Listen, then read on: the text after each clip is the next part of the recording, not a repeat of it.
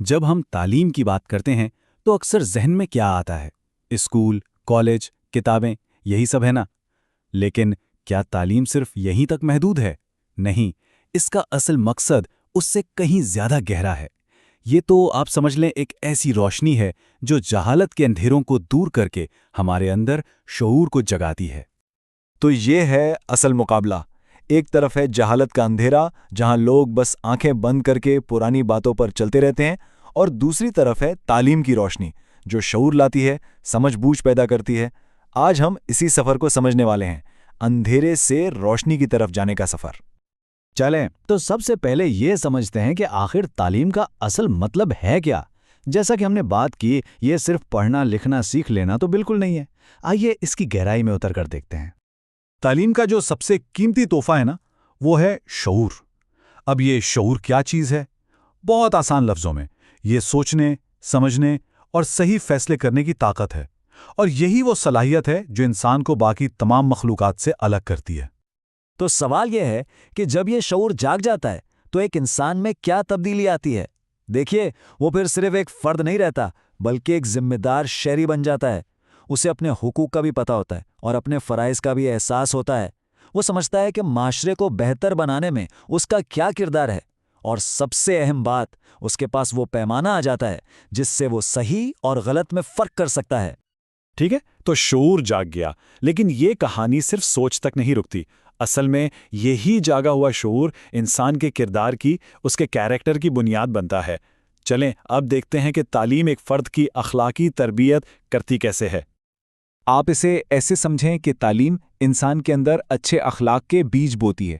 سچ بولنا، دیانتداری سے کام کرنا، دوسروں کی رائے کو برداشت کرنا، سب کا احترام کرنا، یہ سب تعلیمی سکھاتی ہے، اور یہی وہ ستون ہیں جن پر ایک مضبوط کردار کی عمارت کھڑی ہوتی ہے۔ اور یہاں ایک بہت ہی گہری بات ہے کہ جب ایک انسان اپنے آپ کو عقل و شعور سے سنوارتا ہے تو معاشرہ، پورا کا پورا معاشرہ خود بخود بہتر ہونے لگتا ہے۔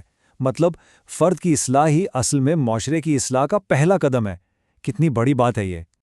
تو جب ایسے لوگ جن کے کردار مضبوط ہیں معاشرے میں آتے ہیں تو پھر تبدیلی آتی کیسے ہے؟ آخر ہوتا کیا ہے؟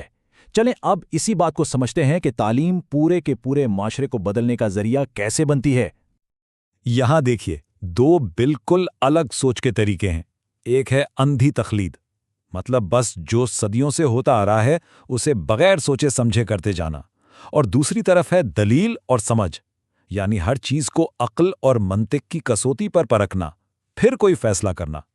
تعلیم کا کام ہی یہ ہے کہ وہ ہمیں اس اندھی تقلید سے نکال کر دلیل اور سمجھ کے راستے پر لائے۔ اور ہوتا کیا ہے، جب لوگ دلیل سے سوچنا شروع کر دیتے ہیں نا، تو معاشرے میں جو بھی فضول اور نقصان دہ رسمیں ہوتی ہیں وہ خود بخود ختم ہونے لگتی ہیں۔ کیوں؟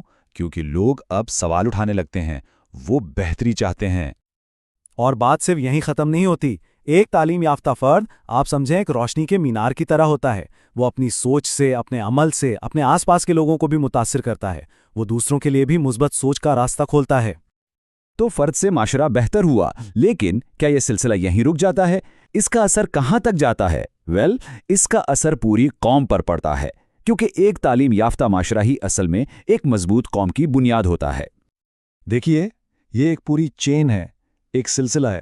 سب سے پہلے آتے ہیں باشعور افراد۔ جب یہ لوگ ملتے ہیں تو ایک ایسا معاشرہ بنتا ہے جہاں قانون کا احترام کیا جاتا ہے، اور جب ایک معاشرہ قانون پر چلتا ہے تو وہی ایک مضبوط اور ترقی یافتہ قوم بن جاتا ہے۔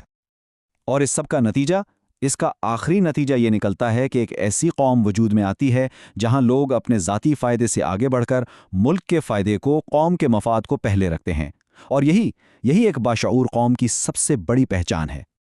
تو یہ سفر ایک فرد سے شروع ہوا، معاشرے سے گزرا اور قوم پر جا کر مکمل ہوا۔ تو اب بات صرف سمجھنے کی نہیں رہی، اب سوال عمل کا ہے۔ ہم سب کو سوچنا ہے کہ اس بہتر معاشرے کی تعمیر میں ہم میں سے ہر ایک کا اپنا کردار کیا ہے۔